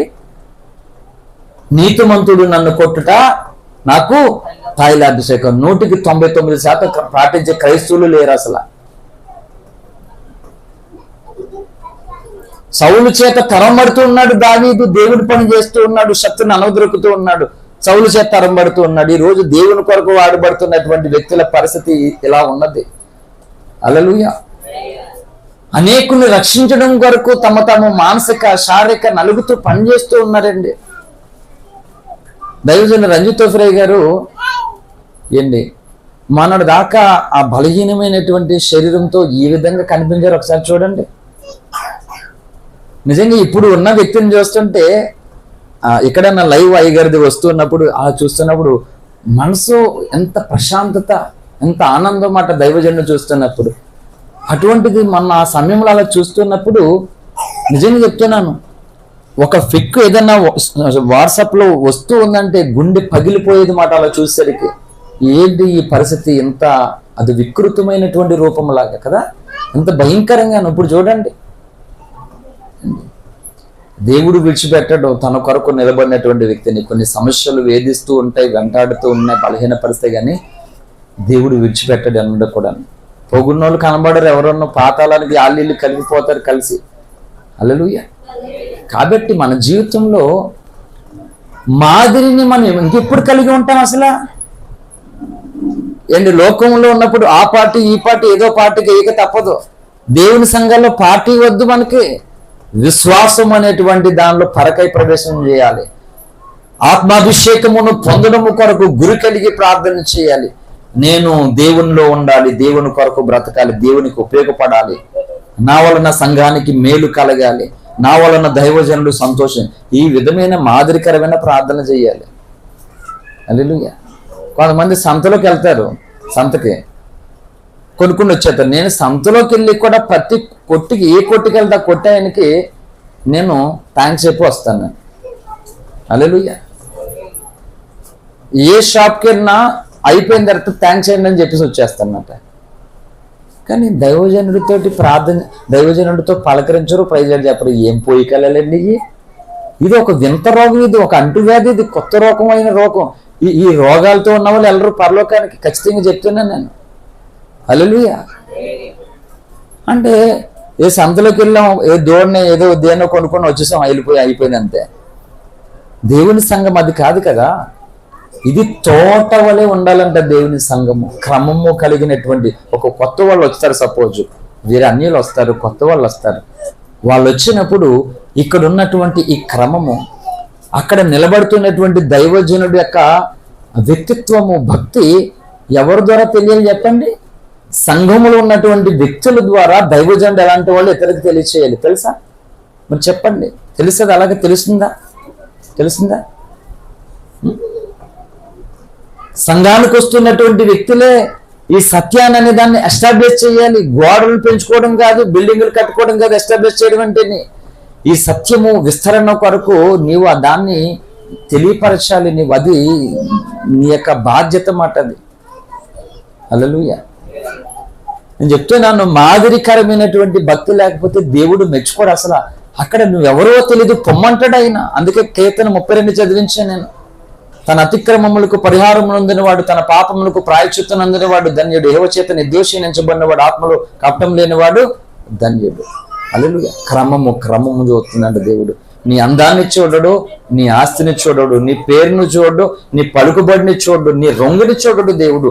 కానీ దేవుని మీద నీకున్న ప్రేమ, ఆయన మీద నీకున్నటువంటి విశ్వాసము, ఆయన కొరకు నీకు సమాజంలో సంఘంలో ఉన్నటువంటి ఒక మాదిరి, దీన్ని చూస్తాడు దేవుడు. అందుకే నీ బైబిల్ గ్రంథంలో అనేక దీనస్థితిలో ఉన్నప్పటికీ వారి జీవితాలు ఎలా ఉన్నాయంటే మాదిరిగా ఉన్నాయట. హల్లెలూయా. అందుకే అది ప్రవక్తనలోను, విశ్వాసములోను, మాటలోను మనం మాదిరిగా ఉండాలని పౌలు భక్తుడు చెప్తూ ఉన్నాడు. హల్లెలూయా. కాబట్టి ఇబ్రీ 11 ప్రకారంగా ఈ విశ్వాసం అనేటువంటి దానితో నువ్వు ఇన్ని జయించగలవు. మీరు ఇంకా ప్రిపేర్ చేసుకోవచ్చు మెసేజెస్, అంటే చెప్పడం కొరకని కాదు, కానీ నువ్వు ఇంకా అనేక విషయాలు తెలుసుకోవడం కొరకు ఇది హోంవర్క్ లాగా ప్రిపేర్ చేసుకోండి. విశ్వాసం లేకపోతే జయించలేవు నువ్వు దేన్ని కూడా. విశ్వాసం చేతిని మనం జయించగలవు. నీకు అలాంటి విశ్వాసం అంటే కొండలను కూడా పిండి చేయగలవు నువ్వు, సాతాను శక్తులను కూడా ఎదిరించగలవు నువ్వు. విశ్వాసం లేకపోతే ఇంకా బల్లికి, నల్లికి, పేనికి, అన్నిటికీ ఇంకా భయం ప్రతిదానికి కూడా. దేవుడు అది కోరుకోవడం లేదు. ముగించేస్తాను, సమయం అయిపోతుంది కనుక. తీతుకు రాసినటువంటి పత్రికలకు వచ్చినట్లయితే అపోస్తులైనటువంటి పౌలు గారు తీతుకు రాసినటువంటి పత్రిక, థాంక్ గాడ్, స్తోత్రం, 1వ అధ్యాయము, 1-2 అధ్యాయాలని, స్తోత్రం.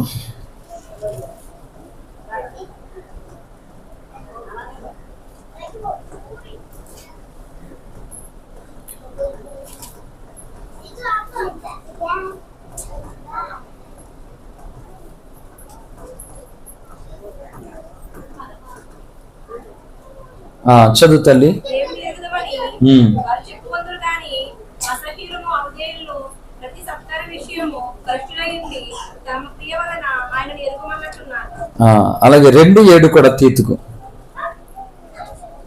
పరపక్షమందున్నవాడు మనలను గూర్చి చెడు మాట ఏదో చెప్పనేరక సిగ్గుపడినట్లు అన్నిటి యందు నిన్ను నీవే సత్కార్య విషయమై మాదిరిగా కనపరుచుకొను. నీ ఉపదేశము మోసమైనది గాను, మాన్యమైనది గాను, నిరాపేక్షమైన హితవాక్యముతో కూడినదిగా ఉండవలెను. చాలండి. ఏమంటున్నాడు ఇక్కడ? పరపక్షమందుండు వాడు మనల్ని గూర్చి చెడు మాట ఏది చెప్పనేరక సిగ్గుపడినట్లు అన్నిటి యందు నిన్ను నీవే సత్కార్యముల విషయమే మాదిరిగా కనబరుచుకును. నీ ఉపదేశం మోసం లేనిది గాను, మాన్యమైనది గాను, నిరాక్షపేక్షమైన హితవాక్యముతో కూడినది గాను ఉండవలెను. ఇన్ని విషయాలు. అలాగే తెస్సలోనికలు రాసినటువంటి పత్రిక 1వ అధ్యాయము 7వ వచనం కూడా ముగించుకుందాం. ఇంకా తెస్సలోనికల పత్రిక 1వ పత్రిక 1:7. కాబట్టి మాసిదోనియాలోను అఖాయలోను విశ్వాసులందరికీ మాదిరి అయిపోయి, ఎందుకనగా మీ యొద్ద నుండి ప్రభువాక్యం మాసిదోనియాలోను అఖాయలోను మ్రోగేను. అక్కడ మాత్రమే కాక ప్రతి స్థలమందును దేవుని ఎదుట ఉన్న మీ విశ్వాసము వెల్లడాయను. చాలండి. ఇక్కడ ఏమంటున్నాడు చూడండి పౌలు భక్తుడు. కాబట్టి మాసిదోనియాలోను అఖాయలోను విశ్వాసులందరికీ మాదిరి అయితిరి, ఎందుకనగా మీ యొద్ద నుండి ప్రభు వాక్యము, చూడండి ఎవరి దగ్గర నుంచి అంట? మీ యొద్ద నుండి ప్రభు వాక్యము మాసిదోనియాలోను అఖాయలోను మ్రోగెను. అక్కడ మాత్రమే కాక ప్రతి స్థలమందును దేవుని ఎడల ఉన్న మీ విశ్వాసము వెల్లడాయను గనక మేమేమీ చెప్పవలసిన అవసరము లేదు. ఏమీ చెప్పవలసినటువంటి అవసరత లేదంటే దైవజనుడికి అది ఉండాలి. అంటే మీకోసం స్పెషల్గా చెప్పవలసిన అవసరం లేదు ఇంకొకరికి. అంటే ఆ విధముగా సత్యముకు నువ్వు ఉండేటువంటి ఆ విధానము, దేవుని వాక్యమును ఇతరులకు తెలియపరిచేటువంటి విధానం. అదే చెప్పాను, ఎస్టాబ్లిష్ అన్నాను కదా. మీ యొద్ద నుండి అంట ఈ వాక్యము, ఈ సత్యము ఎక్కడికి వెళ్ళాలంట? ఇతర స్థలాలకి వెళ్ళిపోవాలంట. అవసరాన్ని బట్టి మాట చెప్తున్నాను. జొన్న నుంచి ఫ్యామిలీ వస్తున్నారు కదా, అవసరం పొగడ్త కోసం కాదు. రోజు అంటే వారము వాళ్ళు ప్రార్థనకి రావాలంటే ఇంట్లో చాలా ఇబ్బంది పడుతుంది. ఎందుకంటే తక్కువలో తక్కువ ఎన్ని కిలోమీటర్లు ఉంది ఇక్కడికి? అండ్ జొన్న నుంచి యానం గట్టు నుంచి బైబస్ నుంచి 50 కిలోమీటర్లు గట్టు, ఇదో 60 కిలోమీటర్లు. ఆ ఏటుగట్టు చూస్తే ఎలా ఉంది తెలుసా? సీడికి వెళ్ళిన వాళ్ళు తెలుస్తుంది.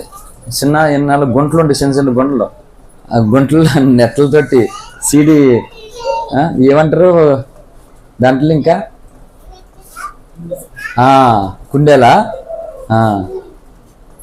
చిన్న చిన్న గుంటలు అన్నమాట. అలా ఉన్నాయి రోడ్లు, ఏటుగొట్టు రోడ్లు.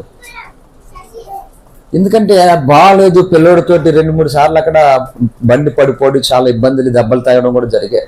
ఎందుకు ఇంత దూరం అక్కడికి వెళ్ళి ఇక్కడికి వెళ్ళచ్చు కదా అంటే దేవుని వాక్యమును ప్రేమించి, సేవకుణ్ణి ప్రేమించి రిస్క్ చేసి కోలం కానీ ఇక్కడికి కానీ వస్తూ ఉన్నారు. అంటే వాళ్ళు చెప్తున్నారు, అంత స్పెషల్ ఏంటి అక్కడికి వెళ్ళి ఇక్కడికి లేరా అంటే, వాళ్ళు చెప్పవలసింది చెప్పారు. వాళ్ళు ఇక్కడ ఉన్న వాళ్ళకి అక్కడ ఉన్నవాడికి చాలా తేడా ఉందని చెప్పారు, చెప్పవలసింది. ఇక్కడ వాక్యం అదే చెప్తుందండి. చాలా మంది ఉన్నారు బోధకులు, ఎక్కడ లేరు, ఎక్కడ పడితే అక్కడ సంఘాలు ఉన్నాయి, బోల్డ్ చర్చెస్ ఉన్నాయి, లేవా? బోల్డ్ మంది పాస్టర్లు ఉన్నారు. ఏది మాదిరికరమైనటువంటి పాస్టర్లు ఎంతమంది ఉన్నారండి? దేనికి మాదిరి అంటే తీసుకోవడానికి కదా, తీసుకోవడానికి. ఒక అవసరమైతే ఖర్చు పెట్టడానికి ఏమైనా ఉందా? 10 మందికి తీసుకోవడమే కానీ అసలు ఇవ్వడం మాత్రం తెలియదు. అసలు పర్ఫెక్ట్గా ఉంటారన్నమాట అందరూ. వాళ్ళు మాత్రం ఏమనుకున్నావు, నువ్వు ఆయన దగ్గరికి వెళ్ళినా ఆయన నీ దగ్గరికి వచ్చినా ఇవ్వాల్సిందే. అందుకే అన్నాడంటే, దెయ్యాన్ని వదిలిపెట్టడానికి వెళ్తే అనవసరంగా దానికి 100 నాకు 500 లాస్ అన్నాడంట. దెయ్యానికి బిర్యానీ ఎంతమంది అంటమ్మా, 100 రూపాయలు బిర్యానీ తెచ్చారంట. ఎక్కడ చీపు వాళ్ళు దొరికింది 100 రూపాయలకి, దెయ్యానికంటే ఎత్తేసారు. 100 పోతే పోయింది అనుకున్నప్పటికి ఈయనకి ఏమైంది 500 లెక్క. రమ్య అక్క ఎందుకు అసలు గోడితో పోయిందని గొడవలో తెచ్చుకోవడం, అలా ఉంటుంది కథ.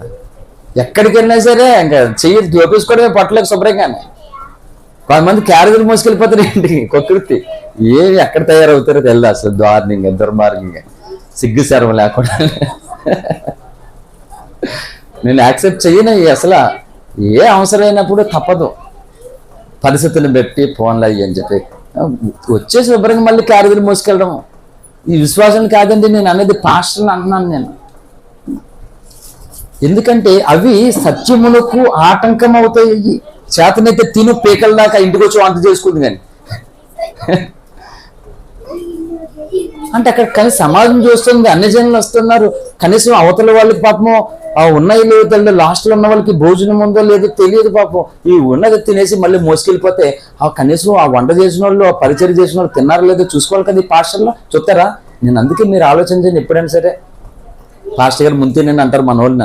నేను ఎందుకు తిన్నంటే, ఒకవేళ నేను తినేదైనా ఏ మనిషికైనా తక్కువ వస్తుందేమో, ఆ మనిషికైనా తింటే నాకు సంతోషం కలుగుతుంది.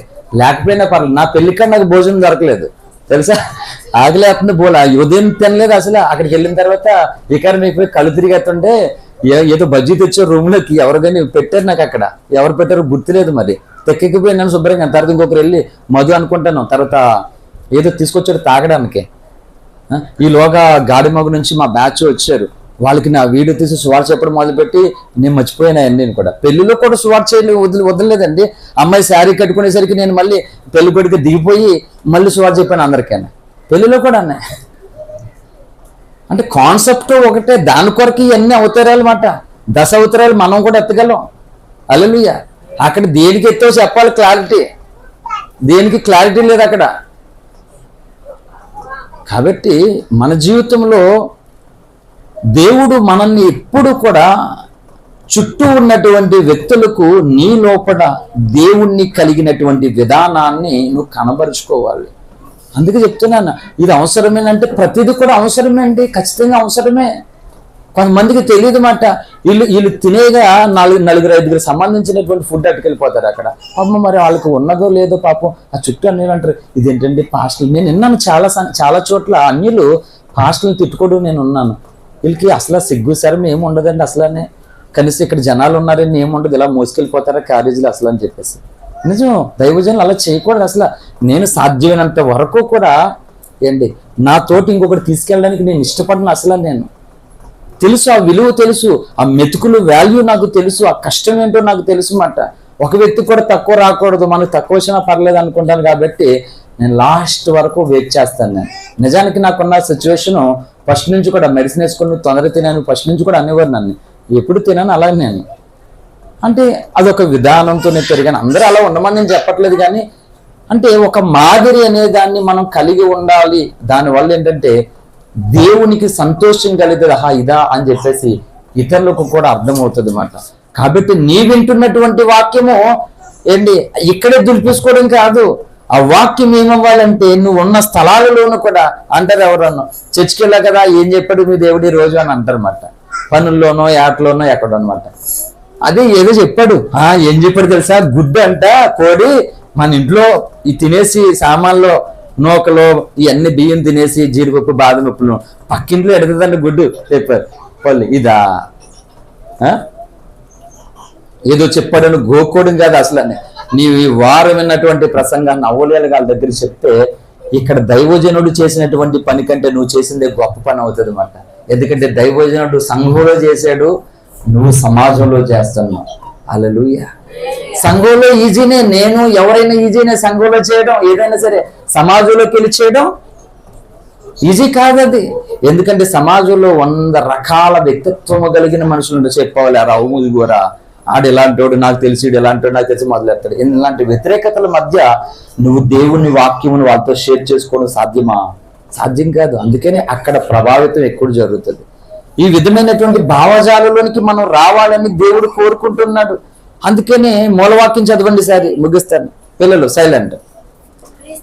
చర్చ అయిపోయిన తర్వాత రండి, నేను కూడా ఆడుకుని చాలా రోజులు అవుతుంది, ఆడుకుందాం. హల్లెలూయా. క్రీస్తు కూడా మీ కొరకు బాధపడి మీరు తన అడుగుజాడలందు నడుచుకున్నట్లు మీకు మాదిరి ఉంచిపోయిన చాలండి. నేను చెప్తున్నాను ఈరోజు ఏంటి, మంచి బట్టలు, మంచి భోజనం, మంచి ఇల్లు, మంచి చెప్పులు, మంచి వాచ్ ఏంటి, మంచి కర్చీపు, మంచి స్కూలు, మంచి కాలేజు, మంచి బ్యాగులు, మంచి పుస్తకాలు, మంచి పెన్స్, అన్ని కూడా సామాన్లు కానీ చైర్స్ కానీ ఆడుకునేవి కానీ ప్రతిదీ కూడా బాగున్నాయి కావు కోరుకుంటారు, బాగాలేని కోరుకుంటారు. ఎవరన్నా బాగున్నాయి కోరుకుంటారు, బాగాలేని ఎవరో కోరుకోరు అసలు. మార్కెట్కి వెళ్ళాం, ఏంటి 1 కిలో మాగిపోయిన చేపలు ఇవ్వండి అంటారు ఎవరన్నా? అడుగుతారు ఎవరైనా? మాగిపోయిన చేపలు, బాగున్న చేపలు కూడా ఏంటి బాగాలేనట్టున్నాయి, శంఖి ఏంటి ఇలాగ ఉంది, అమ్మ ఫ్రెష్ అమ్మ. అప్పుడు అంటే మేము హైదరాబాద్ సైడ్ అయితే ఫ్రెష్ ఏమి ఉండదు, రొంగే వేస్తాడు దానికి శంఖికి. అంటే కొంతమంది శంఖులు చూసుకుని క్యాండిడేట్స్ ఉంటారని అడిగి తెలుసు కాబట్టి ఈ మిఠాయి రంగు ఉంటుంది కదా, రొయ్యలు కలిపేవాళ్ళు. ఆ మిఠాయి రంగు ఏం చేద్దంటే రక్తంలా ఉంటుంది, అప్పుడే దాన్ని కలిపి శుభ్రంగా శంఖికి రాస్తారు. కొంతమంది తెలివి ఎక్కువైపోయిన వాళ్ళు ఏం చేస్తారంటే, మాకు తెలియదు చేప మాత్రం ఇలా తీసి వేసేయండి అంటారు. అదే మాగిపోయిన చేప. ఇంటికి వచ్చిన తర్వాత శివాట్లు మామూలు ఉండవు అసలు. అక్కడ మన సెకండ్ నలసేపలో బోల్డ్ రేటుకి అమ్మేస్తున్నారు అక్కడ శుభ్రంగా. ఇక్కడ రోడ్డు మీద పాడేసే నలసేపల్ని అక్కడ శుభ్రంగా ఎగేసుకుని కొనుక్కున్నారు. అక్కడ ఎవరికి తెలిసి నలసేప అనేది దాన్ని అది కనిపించేది ఆకారం మాట, పెద్దగా దొండగా బొండగా ఉంది, అది బాగానే ఉంది సైజు అనుకున్నాడు మాట. అలా మాట విలువ లేని వాటినేమో పెద్దదానిగా ఫీల్ అయిపోయి చాలా కష్టం, సొమ్ము ఎక్కువ పెట్టి కొనుక్కుంటారు. విలువేనేమో చిన్నగా ఉన్నాయని చెప్పి తీపిగా మా అప్పులు ఉన్నాయి సపోజ్ అవి చూడడానికి భయపడతారు కొంతమంది. అవి ఎక్కడ దొరుకుతున్నాయి మనకి చెప్పండి? ఒకటి 15 రూపాయలు ఎంతో ఉంది, 15-20 రూపాయలు. అవి ఎక్కడ దొరుకుతాయి? అక్కడ తీసుకెళ్ళామనుకో, ఏంటి ఇలా ఉన్నాయని. అదే 4 చేపలు పెట్టండి అక్కడ శుభ్రంగా దెబ్బకి అయిపోతాయి. ఇవి ఎవడో కొండు. హల్లెలూయా. కాబట్టి ఎందుకు చెప్తున్నానంటే మాటలు మంచి అనేది. మరి ఈ మంచి దేవుడు ఈయనకంటే ఇంకెక్కడ దొరుకుతుంది చెప్పండి ఒక మాట. ఈ విశ్వం అంతా ఎదకండి, భూమి మాది కాదు చెప్పేసి, ఈ ప్రపంచం కాదు, ఇలాంటి ప్రపంచాలు ఎన్నో ఉన్నవి. అన్నిట్లోనూ కూడా ఎదిగితే ఇలాంటి ఆయన ఎక్కడైనా దొరుకుతాడా? దొరకడు. మరి ఇలాంటి గొప్ప దేవుణ్ణి కలిగి ఉండి కూడా గొప్ప మార్పు ఎందుకు కలగడం లేదు ఈనాటి క్రైస్తవ సమాజానికి? ఏది నీలో మాదిరికరమైనటువంటి జీవితం ఏది? ఆ రోషం ఏది? ఆ విశ్వాసం ఏది? ఆ నిరీక్షణ ఏది? గురి ఏది? గమ్యం ఏది? ఏంటి ఎప్పుడు వస్తుంది? ఇలాంటి ఆయన దగ్గరకు వచ్చి కూడా లేకపోతే మరి ఏమనుకోవాలి చెప్పండి? వారు పుట్టి ఉండని ఎడలే మేలు అనుకోవాలి. మా డిస్కరేట్ ఏదో కోసం అదే మాట రాయబడింది. ఆ మనుషుడు పుట్టి ఉండని ఎడలే మేలు అన్నాడు, అనసరిగా పుట్టాడు అడిపోయాడు నరకానికి మాట. ఇంకెందుకండి చెప్పండి. హల్లెలూయా. ఇంత గొప్ప దేవుడి దగ్గరికి మనం వచ్చాము కాబట్టి మనము చాతకాని వారుగా మిగిలిపోవడానికి మనం ఒప్పుకోవద్దు అసలు అనమాట. అందరూ కూడా మోకాళ్ళ ప్రార్థన సాధన చేయాలి మనం. హల్లెలూయా. మేము ఇది స్లాప్ ఉండేది పైకి, మా అన్నయ్య అస్థిలు తీసేది ఉండేది మాట, జిమ్ది మాకు. మేము ఇలా తీస్తే ఆ అస్థిలు ఇలా పడుకుండి చేతులు పెట్టి ఇలా తీస్తే ఇలా పిడికిలు ఇలా పెట్టి పిడికిలతో తీయడం వేరు అస్థిలు మాట. ఆ గొచ్చు మీద కూడా నయ్యి ఈ 4 వేళ్ళు గ్రిప్లో పెట్టుకుని ఫింగర్స్ తంబు వేళ్ళు పైకి వస్తాయన్నమాట. ఇలా తీయడం వేరు అస్థిలు దీంట్లతోటి, ఇలా తీయడం వేరు. 5 వేళ్ళు గొచ్చుని దాకి తీయడం వేరు. ఇలా తీస్తాం. ఈ సింపులే. ఇలా పెట్టి తీసేవాళ్ళు. ఒక 4-5 తీసేసరికి ఎన్ని నొప్పులు వచ్చేసి ఆపోయింది పైన, చాలా ఇబ్బంది అయిపోయిందట. ఓ 10 తీయాలని టార్గెట్ పెట్టుకునే వాళ్ళం అప్పుడు. అలాగా పైకి వెళ్ళిపోయి ఇలా తీసుకోవడానికి, ఇలా తీయడానికి బోల్ తేడా ఉంటది. ఏదైనా సరే నేను చెప్తానంటే సాధనముల పనులు సమకూర ధరలు. సాధనం చేస్తే సమకూర్చబడుతుంది. ఏదన్నా సాధన చేయకపోతే ఏమీ రాదు ఎప్పుడు కూడా. అలాగే ఇప్పుడు మనం ఏం చేయాలంటే నువ్వు దేవుని సన్నిధికి వస్తున్నటువంటి విధానం కూడా మాదిరిగా ఉండాలి. సంఘం అంతా చూస్తున్నప్పుడు నీలో మాదిరి చెప్పుకోవాలన్నమాట. నువ్వు మాట తీరు నీ మాదిరి చూడాలి. సంఘం అంతా నువ్వు సహాయం చేసేటప్పుడు కూడా నీ మాదిరి చూడాలి. ఇతరుని పలకరించే విధానంలో కూడా మాదిరి చూడాలి. ఈ విధమైనటువంటి క్రమం నీలో చూసినప్పుడు నీలో క్రీస్తు కనబడాలి లోకానికి. అందుకే ఈనాటి క్రైస్తవులలో క్రీస్తు కనబడడం లేదు. ఎందుకంటే మాదిరి ఏమీ లేదు, మాదిరి లేదు. దేవుని సత్యము కొరకు తెరవలసినటువంటి నోర్లు అనవసరంగా నోరు తెరుస్తున్నారు, వ్యర్థముగా తెరుస్తున్నారు. ఈ బలము, ఈ ధనము, ఈ జ్ఞానమును మాదిరికి వ్యతిరేకంగా వాడుతున్నారు, సత్యానికి వ్యతిరేకంగా వాడుతున్నారు. అందుకనే దేవుడు బాధపడుతున్నాడు. క్రీస్తు కూడా మీ కొరకు బాధపడి తన ఎప్పుడైనా సరే దేవుని అడుగుజాడల్లో మనం నడవడానికి ఇష్టపడాలంట. వాళ్ళు సంఘంలో విన్న తెస్సలోనికలు విన్నటువంటి వాక్యము అకయ మాసిదోని అంతటి కూడా ఆ వాక్యం వారిని పెట్టి వెళ్ళిపోతుందంట. దైవజనులు ప్రవక్త ఎలాంటి సంగతులు చెప్తున్నాడో, ఎందుకు వెళ్తలేదు బయటకంటే మాదిరి లేదు. ఆ వాక్యం అక్కడితోనే మర్చిపోతున్నాం. ఆ వాక్యం ఇంకొక జీవితాన్ని వెలుగు ప్రభావితం చేయడానికి అవకాశం లేదు. మనం ఉపయోగపడాలి. అలాగా దేవుని వాక్యం మన దగ్గరకు వస్తుందంటే ఏం చేయాలంటే ఆ వాక్యమును అనేకులకి నువ్వు పంచాలి, తెలియపరిచేటువంటి వ్యక్తిగా నువ్వు ఉండాలన్నమాట. ఈ పనన్నా చేయాలి మనం. కనుక ఆ విధమైనటువంటి మాదిరి కలిగినటువంటి జీవితాలు మనం ఉన్నప్పుడు పరలోక రాజ్యంలో బహుమానం ఉంటుంది, దేవుడు సంతోషిస్తాడు. ఇంకా మాదిరి లేకుండా ఎంతకాలమైనా అలాగే జీవిస్తే దేవుడు సంతోషించడు. అటువారు పరలోక రాజ్యములకు చేరడం కూడా చాలా చాలా కష్టమేమాట. ఎప్పుడైతే క్రీస్తుని అంగీకరించామో అప్పుడు నీ మాట తీరు మార్చుకోవాలి, నీ ప్రవర్తన మార్చుకోవాలి, నీ విశ్వాస విషయంలోనూ కూడా పద్ధతి మార్చుకోవాలి. ఇదన్నీ కూడా క్రమముగా రావాలి. ఒకప్పుడు చీకటిలో ఉన్న ప్రజలమని చెప్పింది ఎఫెసీ పత్రికలో, కానీ ఇప్పుడు చీకటిలో లేము, వెలుగు దగ్గరకు మనం వచ్చాం. 1 Peter 2:9 ప్రకారంగా ఇప్పుడు వెలుగు దగ్గరకు మనం వచ్చాం. ఒకప్పుడు కృప లేని వారిగా, కనికరము లేని వారిగా ఉన్నప్పుడు దేవుని కృప దగ్గరికి వచ్చాం. ఇప్పుడు వచ్చిన తర్వాత కూడా మనం చెప్తున్నాను మాదిరి, అన్ని విషయంలోనూ కూడా మాదిరి, సహాయం చేసే విషయంలో మాదిరి, ప్రేమించే విషయంలో మాదిరి, ఒకరికి ఒక సలహా ఇచ్చే విషయంలో మాదిరి.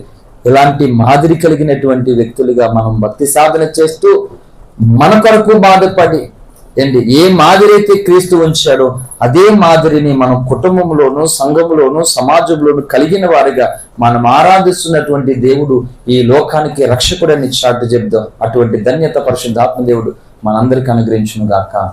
ఆమేన్. Thank you. అందరూ అలా మోకరించండి, మనం ప్రార్థన చేసుకుందాం.